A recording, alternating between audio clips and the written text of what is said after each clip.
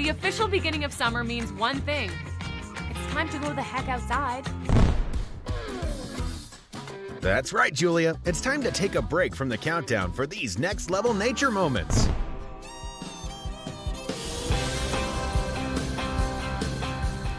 How